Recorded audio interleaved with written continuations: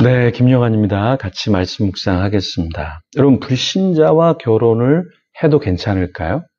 결혼할 때 불신자를 배제하면 8, 90% 이상의 사람들을 배제하는 거죠. 썬데이 크리스찬이라도 믿는 자와 만나 결혼할 확률은 10에서 20%밖에 안 돼요. 그런데 우리가 썬데이 크리스찬하고 결혼하려고 하는 자매님들은 많지 않을 거예요. 형제님들도 마찬가지고요. 그러면 또 믿는 자 중에 괜찮은 사람을 만나려고 하면 또 10에서 20% 정도밖에 확률이 안 돼요. 그렇죠? 그런데 게다가 또 그 10에서 20% 중에 우리 교회 안에 혹은 내가 속한 어떠한 기관에 그런 사람이 있을 확률은 결국 1, 2%밖에 안 됩니다. 그렇죠? 네. 결국에 우리가 누군가를 만나서 결혼할 확률은 0.1, 0.2% 정도밖에 안 되는 거예요. 그러면 결혼이 굉장히 쉽지 않은 거죠. 확률적으로 90% 이상이 믿지 않는 사람들을 배제해버리면 10%밖에 안 남잖아요. 10%에서 또 괜찮은 사람을 또 10%를 찾는 거 괜찮지 않잖아요. 근데 그런 사람이 또 우리 공동체 안에 내가 아는 어떠한 단체에 있을 확률은 또 얼마 안 되잖아요. 그러니까 거의 확률이 0.1, 0.2밖에 안 되는데요. 그럼 우리가 불신자랑 결혼해도 괜찮을까요? 저는 이렇게 이야기합니다. 결혼학교를 할 때 결혼하기 전에 불신자를 만나더라도 데이트를 해보고 그 사람이 신앙을 갖고 나 자신을 존중해 준다면 그래도 신앙을 갖고 결혼을 해도 괜찮다. 근데 결혼하기 전에 전혀 어떠한 말이 들어가지 않고 소통이 되지 않고 서로 조정이 안 되는 관계라면 사람이라면 좀 조심해야 된다라는 이야기를 합니다. 왜 그러냐면 제가 어떤 상담 전화를 받았는데요. 김해에 있는 자매님인데 결혼하기 전에 이제 신앙생활 하는 거에 대해서 뭐 알고 있었고, 그래서 본인이 예배 가는 것도 뭐라고 하지 않았고, 그런데 결혼한 다음에 아이를 낳았는데, 아이가 이제 유치원 들어가기 전에 교회를 데려가려고 하니까 극구 반대하면서 나중에는 심하게 이혼하자는 얘기를 했다는 거예요. 왜 그랬는가? 살펴보니까 자기가 데이트하면서 그 남편이 아이가 18세 이전에는 교회를 갈 수 없어 라는 말을 했다는 거예요. 근데 그 말을 그냥 흘려서 들었는데요. 이게 진짜였다라는 거예요. 그 말이. 그래서 정말 자녀가 교회 가는 걸 극구 반대하고 이혼하자는 이야기까지 했다라는 거예요. 그래서 우리가 불신자와 결혼하는 것, 이것은 쉬운 일은 아닌데 결혼하기 전에 충분히 이런 부분에 대해서 이야기를 나눠야 한다라는 겁니다.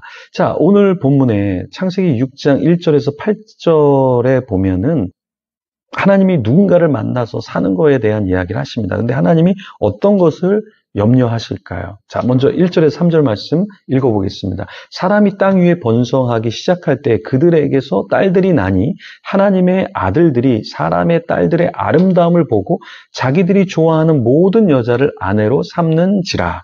여호와께서 이르시되 나의 영이 영원히 사람과 함께하지 아니하리니 이는 그들이 육신이 됨이라. 그러나 그들의 날은 120년이 되리라 하시니라.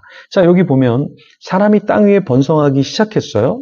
그런데 어떠한 상황이 펼쳐졌죠? 하나님의 아들들이 사람의 딸들의 아름다움을 보고 아내로 취했다라고 이야기하고 있습니다. 자, 무슨 말일까요? 하나님의 아들들, 그러니까 하나님을 사랑하는 사람들이 하나님이 원하는 결혼, 그러니까 신앙이 있는 아름다운 사람들을 만나야 되는데 그런 것과 상관없이 결혼을 하고 있었다라는 것이죠. 자, 여기에 하나님의 아들들이라는 말은 신학적으로 보면 세 가지를 우리가 살펴볼 수 있습니다. 첫 번째는 뭐냐면 왕 귀족의 자녀들, 아들들 이렇게 볼 수 있고요. 두 번째는 천사들이라고 볼 수 있어요. 그러니까 천사들이 인간의 딸들과 결혼했다. 근데 세 번째는 셋 족속과 가인의 족속들 이렇게 보고 있습니다. 이게 무슨 말이냐면 조금 더 설명을 하면 첫 번째 이 왕의 아들들, 귀족의 아들들이 하층 계급의 딸들과 결혼했다. 이렇게 해석을 할 수 있다라는 신학자들이 있고요.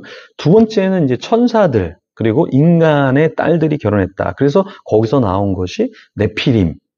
이런 족속이 나왔다. 이렇게 해석하는 신학자들이 있습니다. 세 번째는 셋의 족속. 이거는 굉장히 하나님을 사랑하는 족속들이죠. 그 남자들과, 그러니까 가인의 족속들은 그 당시에 굉장히 어떤 사람들이었어요? 타락한 그런 폭력적인 족속을 상징하는 것이겠죠. 그래서 그러한 사람들, 딸들과 결혼했다라는 거예요. 여러분 여기서 어떤 해석을 받아들이냐에 따라서 본문 해석이 조금 달라지는데요.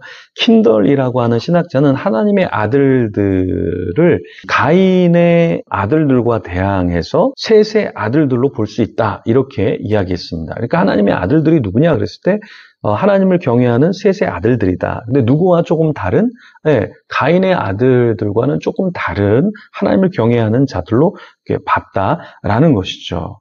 그래서 이 본문에서 말하는 건 뭐냐면 하나님께서 하나님의 아들들이 세상의 아름다운 여자들에 빠져서 타락한 모습, 그것을 보고 하나님이 굉장히 가슴이 아팠다라는 말씀이죠.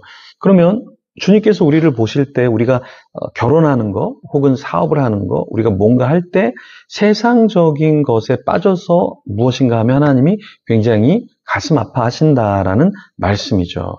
하나님이 사람에게 실망하셨다라는 거예요. 왜 하나님이 사람에게 실망하셨을까요? 사람을 사랑하시기 때문에 실망하는 거죠. 여러분 누군가에게 실망할 때 잘 보면 내가 그 사람을 신뢰하고 기대하는 뭔가 있기 때문에 사실 실망합니다. 근데 실망하지 않는 이유는 뭔지 아세요? 내가 기대를 안 했기 때문에 그래요. 뭐 그런 사람이니까. 아유, 그런 부류인지 내가 알고 있었어. 전혀 실망하지 않습니다. 하나님이 우리를 실망하시지 않도록 우리는 어떻게 살아야 될까요? 정말 하나님이 우리를 한 명 한 명 신뢰하시고 기대하시는 바가 있을 텐데 우리가 넘어지면 육신이 되면 하나님께서 굉장히 가슴 아파하지 않겠습니까? 네. 4절, 5절, 6절에 보면 당시에 땅에는 네피림이 있었고 그 후에도 하나님의 아들들이 사람의 딸들에게로 들어와 자식을 낳았으니 그들은 용사라 고대의 명성이 있는 사람들이었더라. 여호와께서 사람의 죄악이 세상에 가득함과 그의 마음으로 생각하는 모든 계획이 항상 악할 뿐임을 보시고 땅 위에 사람 지으셨음을 한탄하사 마음에 근심하시고. 자, 여기 보면 땅에 네피림, 그러니까 거대한 사람들이 있었다라는 이야기를 하고 있습니다. 네, 저희 교회에도 이 네피림 족속들이 있죠. 근데 이 땅에 이제 네피림의 사람이 있는데 이 사람들이 무엇을 했다고 이야기하죠? 사람의 딸들에게로 들어가서 자식을 낳았다. 그리고 용사, 고대의 명성 있는 사람들이 되었다라는 것인데요.